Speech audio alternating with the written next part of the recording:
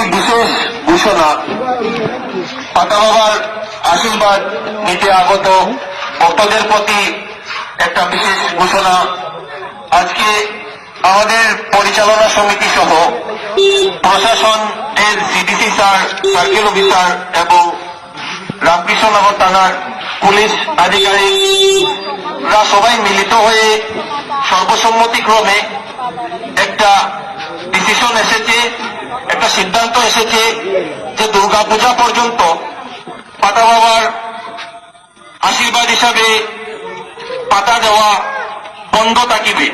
সম্পূর্ণরূপে দুর্গাপূজা পর্যন্ত পাতা দেওয়া বন্ধ থাকিবে।